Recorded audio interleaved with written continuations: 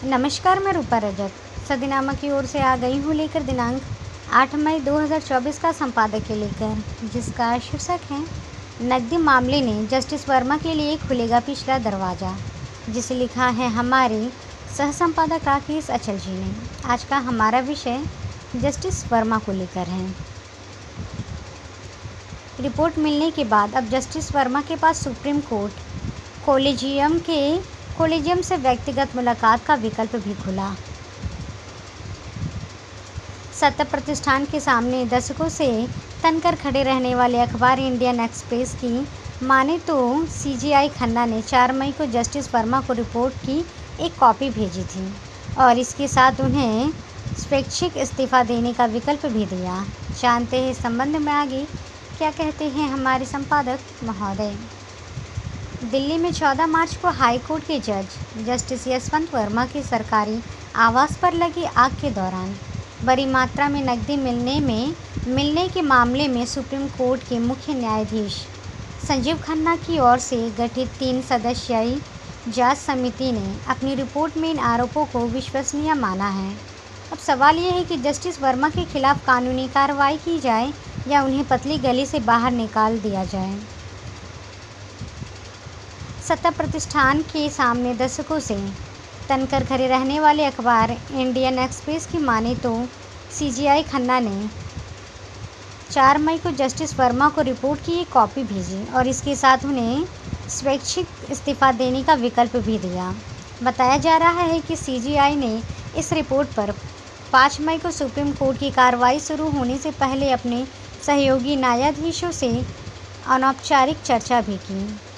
CGI की तरफ से 22 मार्च को गठित इस जांच समिति में पंजाब और हरियाणा हाई कोर्ट के मुख्य न्यायाधीश justice seal Nagu, Himachal Pradesh high court के मुख्य न्यायाधीश जस्टिस जीएस संधावालिया और कर्नाटक हाई कोर्ट की न्यायाधीश जस्टिस अनु शिवरामन शामिल थे।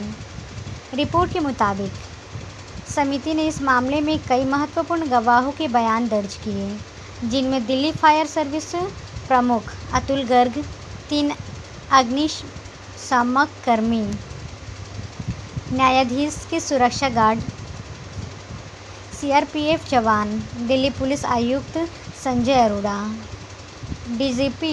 डीसीपी देवेश महला और एडिशनल डीसीपी सुमित झा शामिल थे। गौरतलब है कि इस मामले के सामने आने के कुछ ही दिन बाद 20 मार्च को जस्टिस वर्मा का तबादला इलाहाबाद हाई कोर्ट में कर दिया गया था, जहां उन्होंने 5 अप्रैल को शपथ ग्रहण की थी। हालांकि जस्टिस वर्मा ने दिल्ली हाई कोर्ट के चीफ जस्टिस डीके उपाध्याय को भेजे गए जवाब में अपने आवास से नकदी मिलने से इनकार कर दिया था।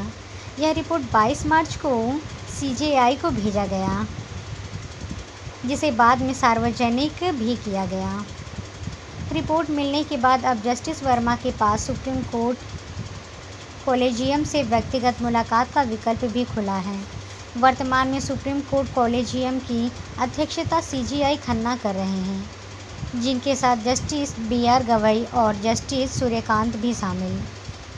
अब जबकि सीजीआई संजीव खन्ना 13 मई को सेवानिवृत्त हो रहे हैं, ऐसे में जस्टिस वर्मा के खिलाफ किसी भी कार्रवाई के लिए समिति समय रह गया है, कुछ सीमित ही समय है। सवाल ये भी है कि सीजीआई खन्ना जस्टिस वर्मा के मामले में कोई फैसला देकर जाएंगे या गेंद नए सीजीआई के पाले में डालकर निकल जाएंगे।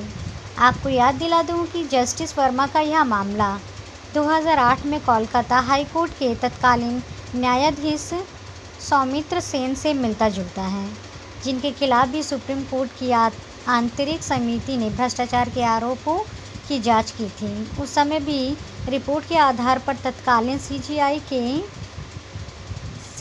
केजी बालकृष्ण ने जस्टिस सेन को इस्तीफा देने या वीआरएस लेने की सलाह भी दी थी।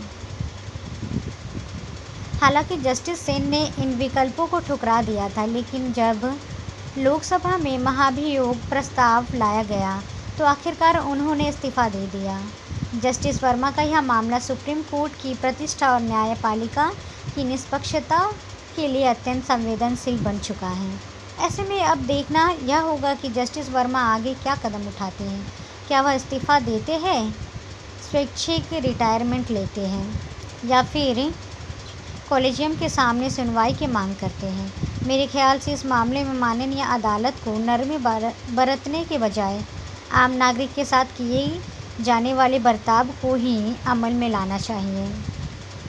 वर्मा को यदि पिछले दरवाजों से निकलने की छूट दी जाए तो न्यायपालिका की विश्वसनीयता प्रभावित होगी। आखिर एक देश, एक कानून का फॉर्मूला जस्टिस वर्मा पर लागू क्यों नहीं हो सकता? इसलिए कहता हूँ कि जागते रहो।